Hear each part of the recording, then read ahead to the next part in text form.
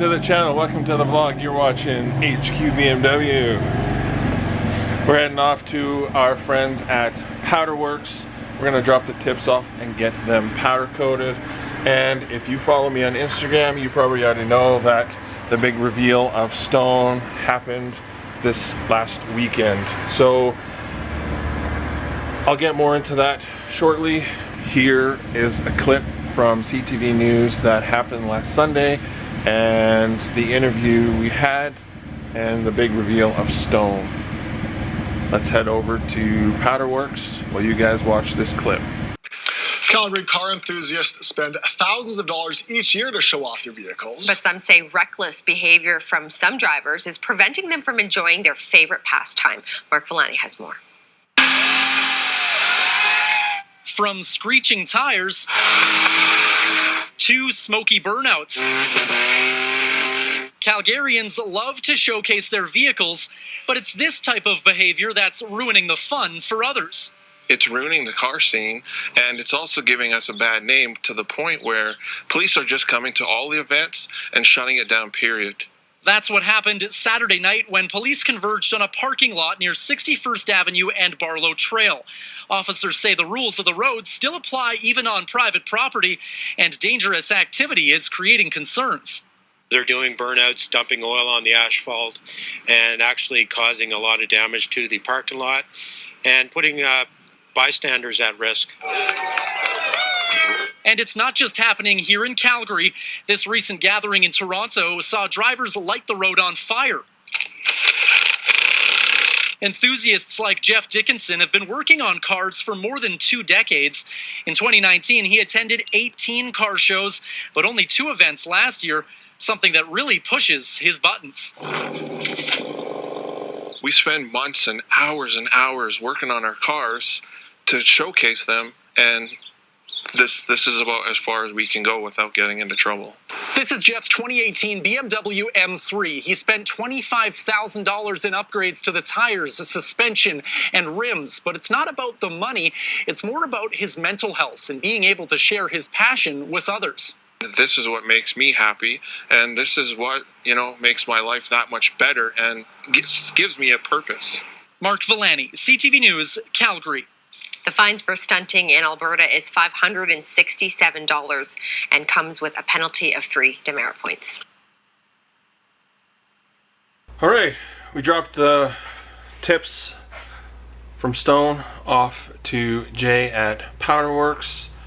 I got to meet his wife, and both incredibly nice people and fantastic shop. If you're local to the Calgary, Alberta area, make sure you hit up Jay at Powder Works. I'll put his link down below. But top-notch guy, and I seriously appreciate everything that you do for me.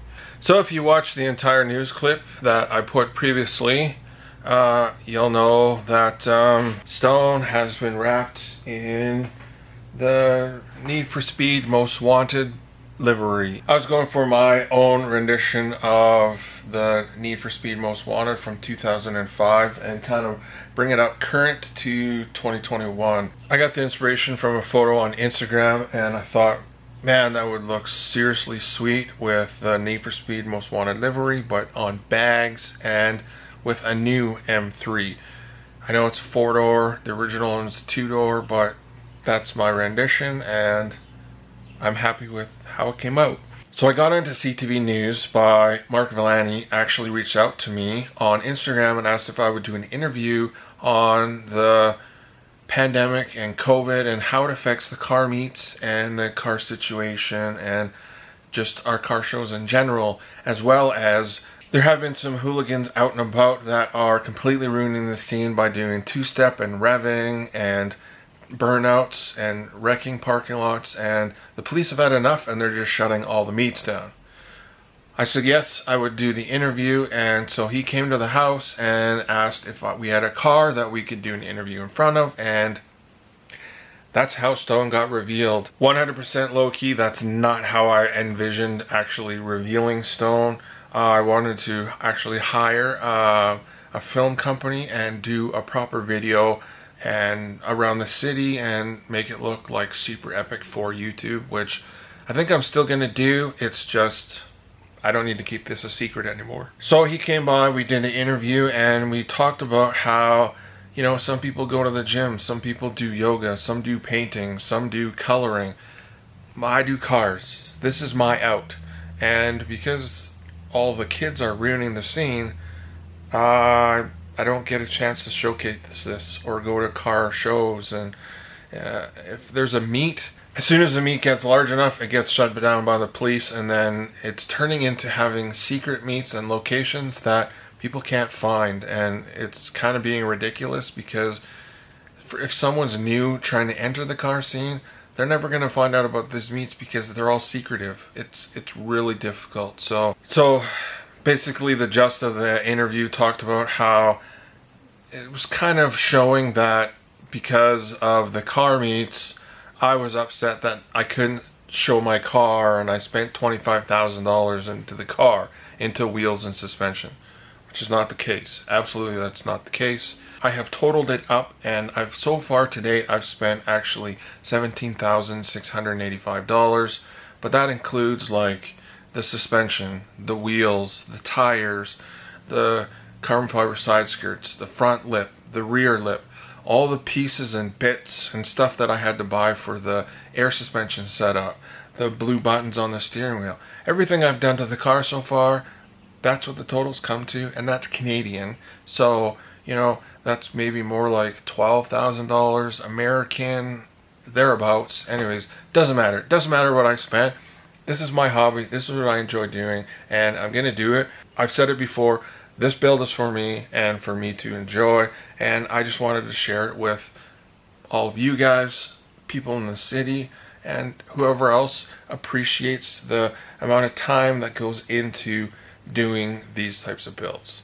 Enough ranting. I've received a lot of positive feedback on, you know, people thanking me for finally standing up and saying something about these kids that are ruining the car meets, and I've received a ton of negativity and hate. One of the most disappointing posts and hate that I've kind of received, and it's been very disappointing, was actually a local club here in Alberta, Calgary in Alberta, is the Beamer Club. I thought for sure out of anybody that I would have got the most support from would have been the local club that runs the same cars, and it wasn't.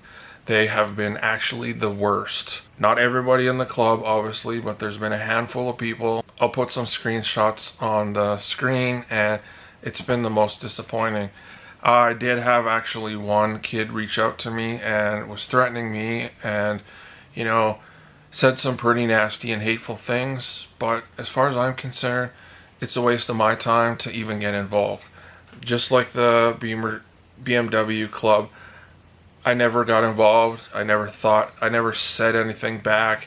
I just sat back in disappointment. And biggest thing that I've learned is throughout all of this is who my true friends are and who's there to support me, as well as there are a lot of very, very decent human beings, especially here in Calgary, that reached out and give me kudos for standing up for what I believe in and what truly is my passion.